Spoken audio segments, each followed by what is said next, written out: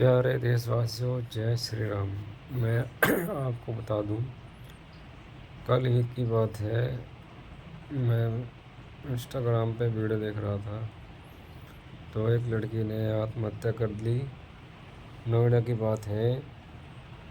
नोएडा में बिल्डिंग बनी है जो उस पर से छत के ऊपर से गिर के आत्महत्या कर ली। पुलिस इंक्वायरी कर रही है कि किस वजह से मौत हुई है। शायद आपने देखा भी होगा। तो मैं चाहता हूँ कि कोई भी ऐसा ना करे, आत्महत्या ना करे। कोई भी भाई बहन, माता पिता, छोटे बच्चे ऐसा ना करे, क्योंकि ये जीवन बहुत अनमोल है। मुझे पता है ये जीवन बहुत मुश्किल से मिलता है। इस मानव जीवन में आने के लिए तो महादेव, माँ श्री कृष्ण, राधा जी तरसते हैं आने में। लेकिन आप एक सेकंड नहीं लगाते अपनी जान गंवाने में। आप अगर लगता है आपको मेरी कोई सिचुएशन है या मेरे साथ कोई बुरा बर्ताव कर रहा है, कोई मुझे टॉर्चर कर रहा है, तो सबसे पहले अपनी मम्मी पापा को बताएं। उसके बाद उसकी रिपोर्ट कराएं। अगर कोई मन में कोई बात है या कोई मन परेशान है किसी चीज़ से,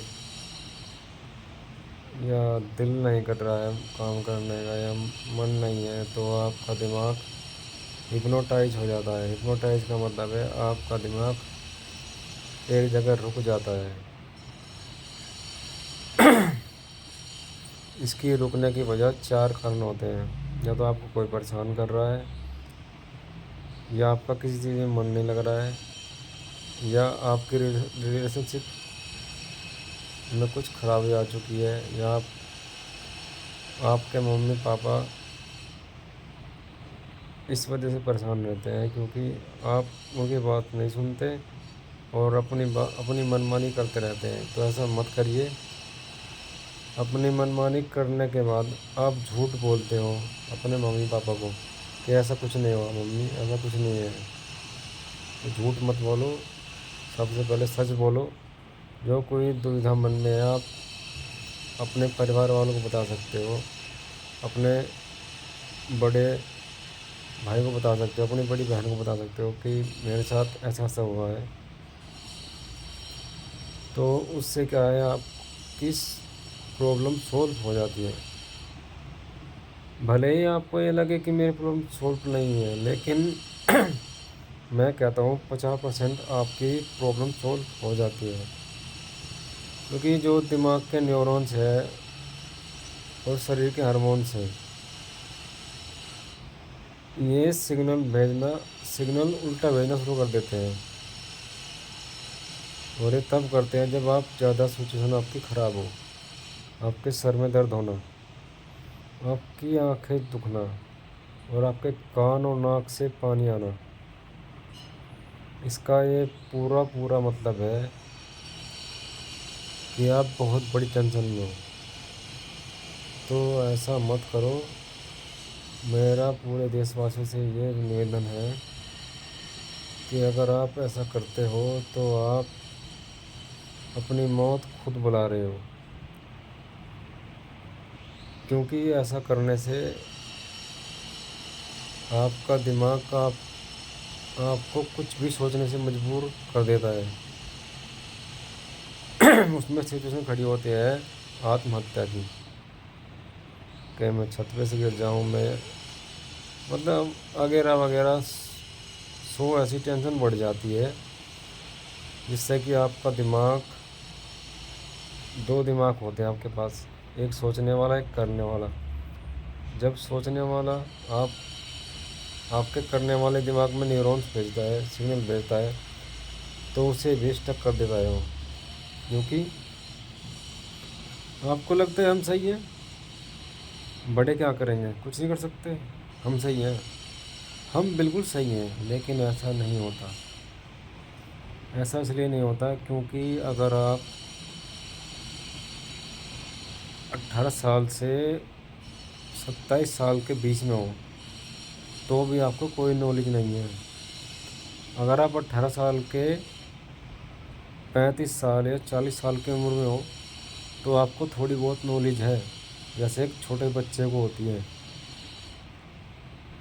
अगर आप ये सोचोगे कि मेरी उम्र कितनी है, मेरी उम्र फ़िलहाल 27 साल है और मुझे भी इतना ज्ञान नहीं है जितना मेरे माता पिता को ज्ञान है, क्योंकि मैं उनके सहारे जी रहा हूँ, उनके सहारे चल रहा हूँ, उनके सहारे सब काम कर रहा हूँ। ऐसा ऐसा करने से ना कि आपकी नियति, आपका कर्म और आपके साथ जो हो रहा है वो भी चेंज हो जाता है। क्योंकि अगर आप अच्छे कर्म करोगे तो आपको अच्छा मिलेगा, बुरे कर्म करोगे तो बुरा फल मिलेगा। लेकिन आप फल की चिंता करते हो हमेशा कि यार मेरे साथ तो बहुत बुरा हो गया, यार अब क्या करूं। मम्मी मम्मी को पता है मम्मी डांटेगी, पापा को पता है पापा डांटेगा, चल इससे अच्छा है मैं आत्महत्या कर लेता हूँ। लेकिन सुनो ज़रा, ये सरासर गलत है, 100% गलत है। ऐसा करने से आप खुद एक गुनाह कर रहे हो, एक इतना बड़ा गुनाह मानव शरीर के लिए, मानव जाति के लिए और उस ईश्वर के लिए जो आप पे निर्भर है कि मेरा शिष्य इतना अच्छा है और इतना अच्छा काम कर रहा है, लेकिन अचानक से इसे क्या हुआ, ऐसी क्या बात उसके दिमाग में घुसी जो उसने आत्महत्या करके ही दम लिया। तो भाइयों और बहनों, इन टेंशन से दूर रहो। टेंशन इतनी बड़ी प्रॉब्लम है आपके दिमाग में, जैसे एक चीता होती है ना, चीता, चीता को कोई चिंता नहीं होती क्योंकि वहाँ सब कुछ चिंता समाप्त हो जाती है। 5 तत्व वहाँ समाप्त हो जाते हैं। जो 5 तत्व आपके अंदर है वही आपको जिंदा रखते हैं। अगर आप 5 तत्वों को संभाल के रखोगे तो आपको कोई चिंता नहीं होगी, कोई परेशानी नहीं होगी। चलो मैं छोटी सी बात बता दूँ, आप ज़्यादा बड़ा मत काम करना। एक ओम नाम का जाप है, उसे सुबह आप 3 से 4 बार, शाम को 3 से 4 बार, जो पढ़ने वाले बच्चे हैं हमेशा करें। मैं कहता हूँ आपकी टेंशन दूर हो जाएगी। आप जो चाहोगे वो मिलेगा, नौकरी चाहोगे नौकरी मिलेगी, पैसे चाहोगे पैसा मिलेगा, लेकिन करना पड़ेगा आपको ही। यह तो है नहीं आपको घर बैठे हर चीज़ मिलेगी, नहीं। कुछ कर्म ऐसे होते हैं जो हमको करने पड़ते हैं, जैसे अपने छोटे भाई की पढ़ाई करना, उसे शिक्षा देना, आस पड़ोस के जो बच्चे हैं उन्हें शिक्षा देना, ये सब एक नियति का नियम है। जब कुछ दोगे तभी मिलेगा, यही सत्य है। और सबसे मेन बात, सत्यम शिवम सुंदरम, ये आपने सुना होगा। सत्यम शिवम सुंदरम का मतलब है सत्य ही शिव है, शिव ही सुंदर है। अगर शिव चाहे तो आपको हर एक चीज़ की परिस्थिति से निकाल सकते हैं, लेकिन आप निकलना नहीं चाहते क्योंकि आप एक चीज़ में फंसे हुए हो कि यार इसके पास पैसा है, मेरे पास पैसा नहीं है। इतनी बड़ी मत सोचो, जो है उसमें ही काटने का प्रयास करो। असल में आपका दिमाग आपको सही चाल चलने नहीं देता, क्योंकि जब तक आप ईश्वर का नाम नहीं लोगे तब तक आपका दिमाग सही नहीं चलेगा। क्योंकि ये शरीर ईश्वर ने बनाया है, सब उसको पता है क्या आपसे क्या करवाना है, क्या नहीं करवाना है।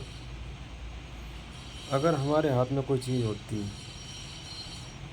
तो हम यहाँ नहीं थे आज, हम कहीं स्वर्ग में रहते, कहीं और कुछ कार्य करते, किसी और के लिए कार्य करते। लेकिन नहीं, आपको ये सब दिखता है कि सब ऊपर होता है या सब स्वर्ग में होता है। नहीं, आप इस धरती पर रहकर भी कर सकते हो। आप दूसरों के साथ, कोई गरीब इंसान है, उसके पास पैसा नहीं है, पैसा दो। उसके पास रोटी नहीं है, रोटी दो।